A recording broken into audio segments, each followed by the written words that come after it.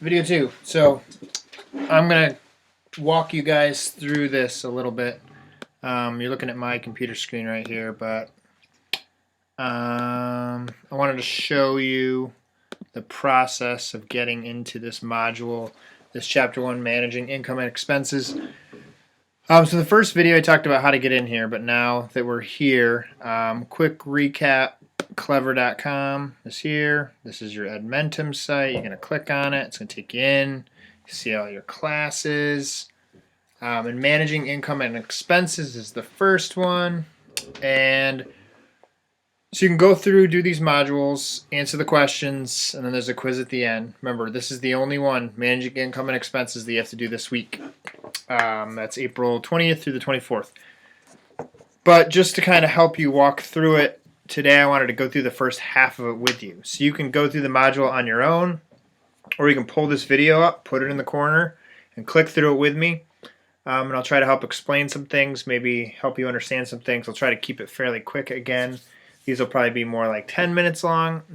But yeah, so this is video 2. So managing income and expenses, once you're in there, it's going to start talking to you about the skills to manage personal and family income. Now, we didn't really have a chance in class to transition into this stuff.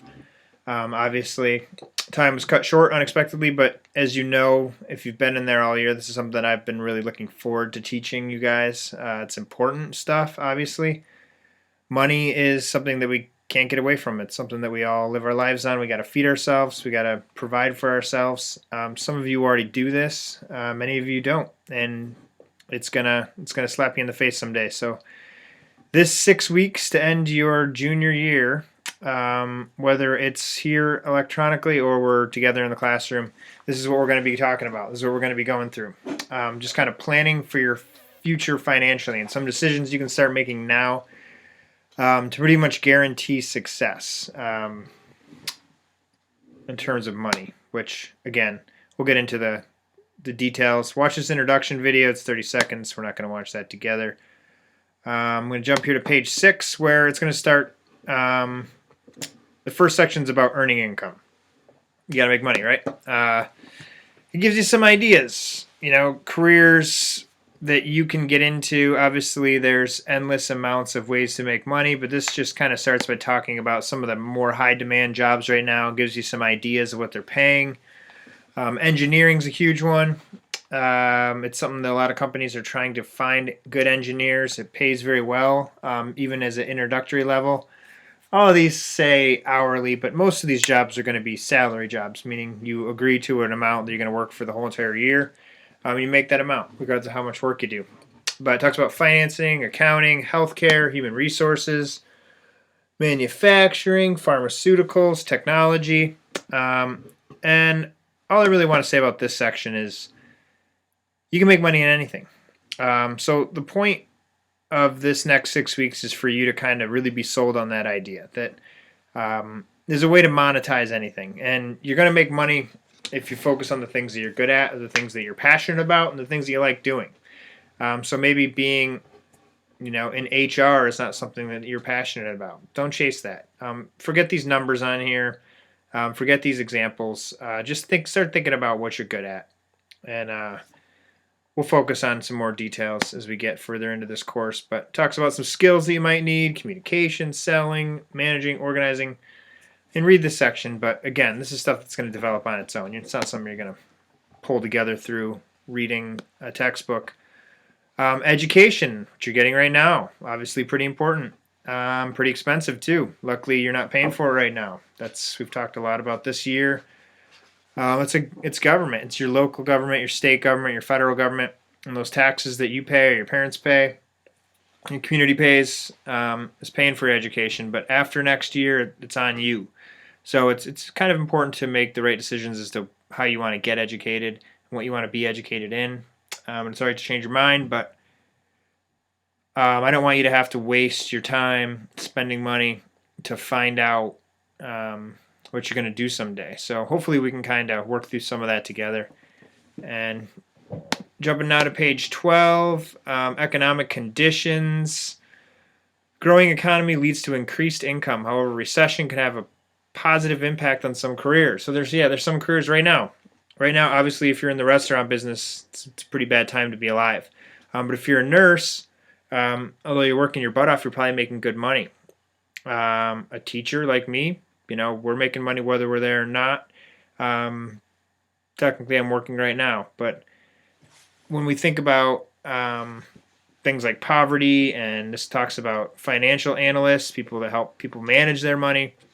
The state of the economy is important when determining what you want to do, but hopefully by the end of this, you'll understand that you can set up your life to have different streams of income, some that might benefit more during a good economy and some that might benefit during a poorer economy, which we're about to see for hopefully not too long.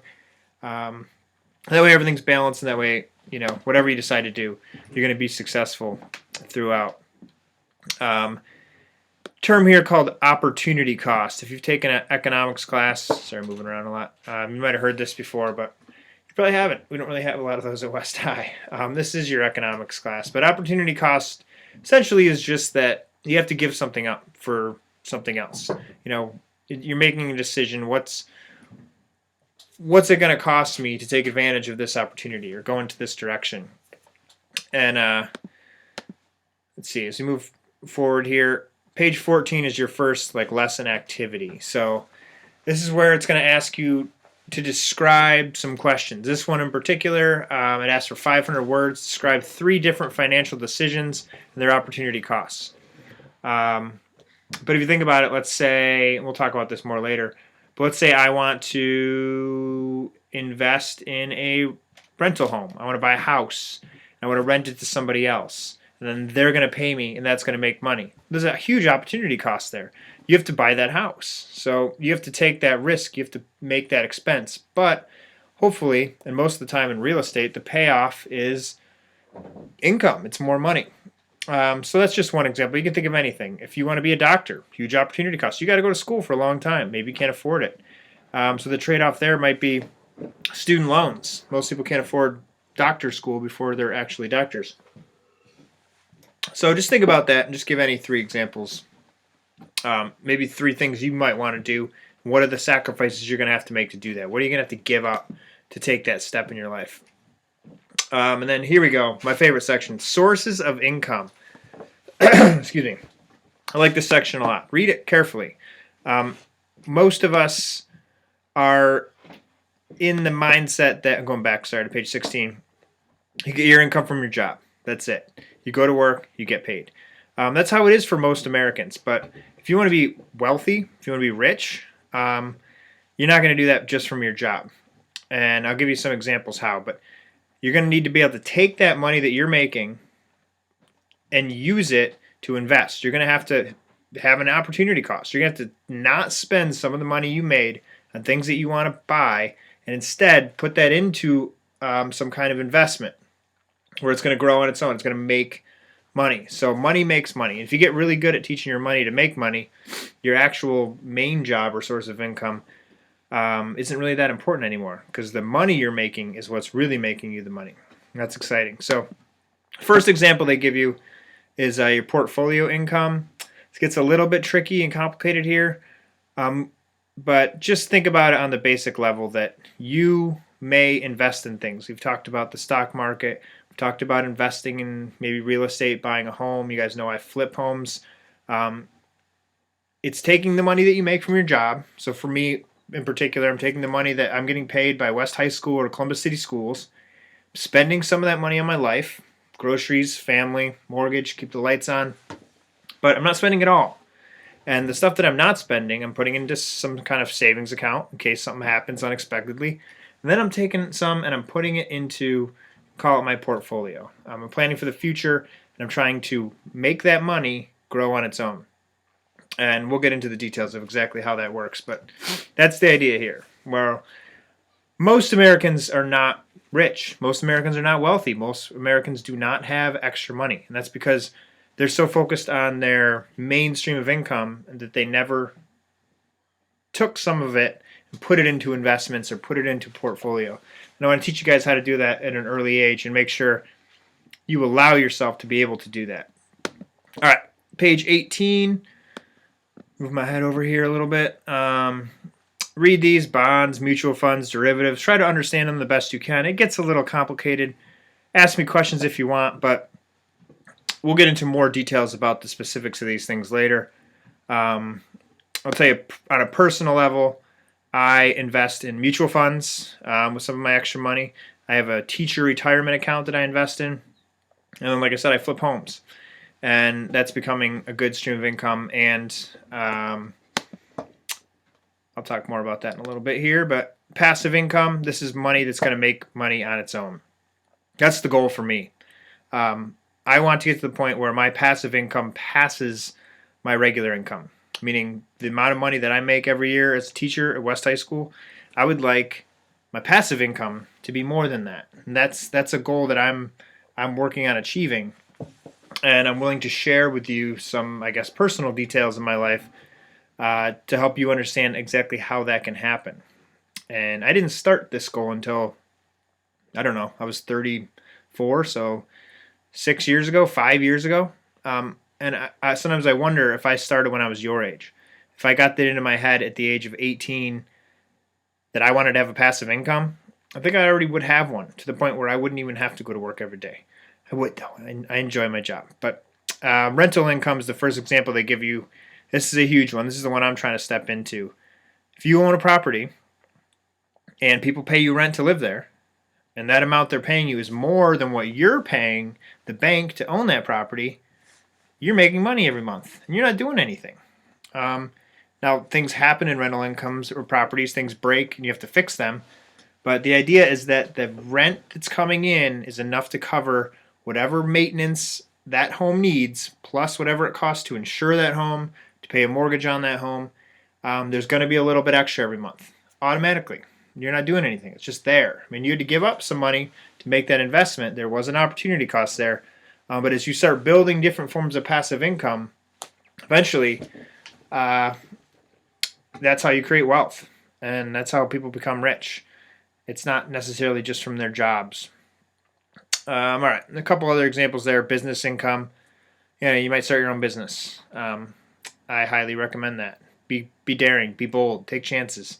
But take your skills and find a way to monetize them. It's easier today than it ever has been with the internet and things like that. And the next example there is just that, selling intellectual property. Maybe you wrote a book. Maybe you're a musician. Some of you guys are very talented artists. Maybe you could make a YouTube video on how to, I don't know, I just read a webpage on how to make what I'm making right now, to be able to watch my screen here and have me on it. Somebody has a website that's getting a lot of hits. It's probably making some money off of people like me going to those sites. So, and then multi-level marketing. That's more of being in the sales world. But again, just remember, right now, just basically to start off, passive income should be your goal. And I'll help you understand exactly how to do that. Disposable income, if you've ever heard that, and gross income, or net income we call it. Gross is just, if you have a job, it's how much you get paid. So let's say you make $10 an hour, you work 10 hours this week, you made $100 gross income. But you get your paycheck back and it's only got $80 in it, because your gross income does not include things that come out of your paycheck. And that's typically taxes, says here state, local, federal taxes.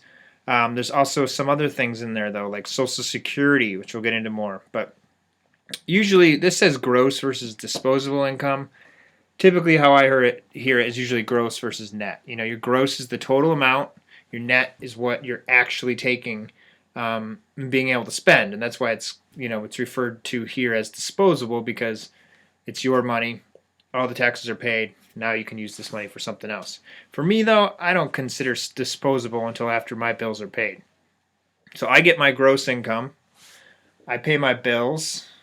I pay my investments, so my mutual funds. I maybe pay for my real estate investments, trying to flip a house or maybe buying a rental property. And then maybe my bills, my light, my gas, my power. When that is all done, if there's some left over, I call that disposable, because I can just dispose of that and still be able to live my life and still generate wealth and still, work towards being rich, essentially, financially prosperous. All right, a couple more pages here and this video will be done.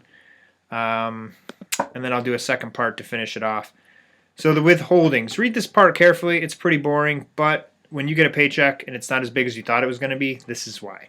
This is what's coming out of your paycheck. And this is going to explain it very well to you exactly what's coming out and why. And then at the end of the year, when you file your taxes, if you get a tax return, that's typically because you overpaid on your taxes. That's more common at your age than it is at my age, because you're just starting out with beginner jobs, not necessarily the highest incomes yet. But as your income increases, your tax burden increases. The more that you owe the government increases on a graduated scale. So again, there'll be more on that to follow. State withholding, federal withholding, employee benefits and incentives. So this is interesting. But if you have a certain kind of job, sometimes that job wants you to obviously be the best you can be. I personally have people that work for me. I incentivize them. I try to give them reasons to work hard for me, because that's going to make me more money and it's going to make them more money. And these 3 examples they give you here are, increased salary, obviously. I think the best way to say thank you and I want you to work harder is to pay people well and pay them more. So if you're at a job right now, your boss might offer you a raise every certain amount of time or every certain achievement that you accomplish, because they want to incentivize you to do better. You're working for them. You're making them money. Promotions, managers, things like that. Bonuses. Sometimes money is just given to employees for certain goals that they might have reached. Even teachers at some point would get bonuses for kids, how they did on their tests and things like that. Which you guys don't have to take this year. You don't have to do state tests.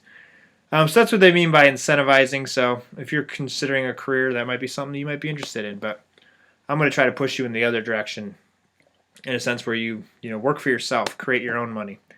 Excuse me. In retirement programs, a lot of incentives there. A lot of companies will say, hey, we want you to retire wealthy.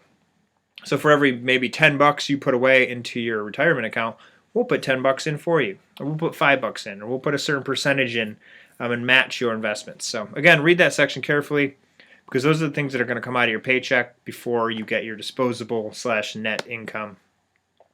And 3 more pages and we'll be done. Insurance, obviously. Typically today, health insurance is paid for by your employer or by you as an individual. We've watched a lot of candidates this year, including Bernie Sanders, run with the idea that government can help pay for your health insurance. But I don't know if you guys heard this, but Bernie Sanders is no longer in the race. He dropped out last week. So your last 2 candidates are Donald Trump and Joe Biden. Neither of them are pushing towards socializing or giving the government complete power of our medical care. But Joe Biden would go back probably to the way it was under Obama. But anyways, currently it's through an employer. And then vacation's another one. They'll try to provide you, 1 week off paid, 2 week off paid, 3 week off paid. And so a lot of jobs and companies will give you that in an increasing amount as you go forward. But again, these are all incentives for if you work for somebody.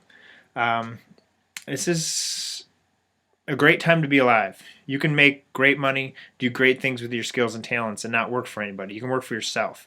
You can start a business. You can use those ideas that you have to kind of generate something for yourself. But a lot of times it starts with working for somebody else, building up that money to save and generate that passive income on the side. Okay. And then a couple of time off, workers' comp, medical leave. Read that section, but these again are just incentives. And then here's our second question here. Asks you to drag each option to the correct location on the image and then submit it, I guess. So some of these are incentives that the employee is going to offer you, and some of these come out of your paycheck, no matter what, whether you like it or not. And actually, looks like they're already in the right boxes, so just leave those there. The Social Security, Medicare, these are things that are going to come out of your paycheck automatically. But something like a 401k or retirement account, that's something that you don't have to do, but you can and you should. And we'll talk more about that. But that's putting that money away, and that's typically into an investment, and it's going to generate you that passive income. So those are 2 modules, and then we're going to finish with this to finish part 1. It talks about paycheck deductions. So This activity says assume you've taken a job that pays 15 bucks an hour. You'll work 20 hours a week and be paid every 2 weeks. Perform online research to determine your tax liability. Describe your paycheck deductions and calculate each amount to arrive at your final net pay. Whew. Just Google what would my paycheck be. There's a bunch of calculators out there, and put in these numbers. And in this little activity section, just see what it would be. So typically, let's say if I work 15 bucks an hour, get my calculator out here. So 15 bucks an hour, 20 hours a week, so times 20 bucks, or 20 hours, sorry, it's 300 bucks a week. You get paid every 2 weeks. Times 2 is $600. Are you going to get a $600 paycheck? Absolutely not.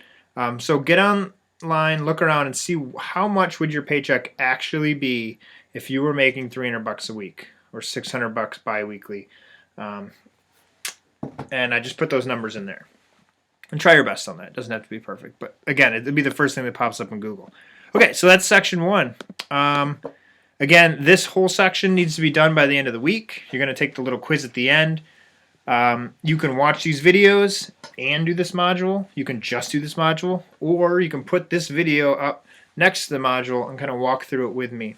However you like, but either way, look out for one more video over the next 2 days where I explain how we can get into some live meetings together. But again, if you have any questions, tell me, ask me, text or email is preferred. And lastly, like I'll say every video, tell people, get them to my website. Put it right up here on the screen again. It's the Google site to West High. Go to Columbus City Schools, click on West High, click on your teachers, and it'll take you to their website. Here's mine. Share it. All right, cool. We will do this again soon. If I know how to Command, Control, Escape.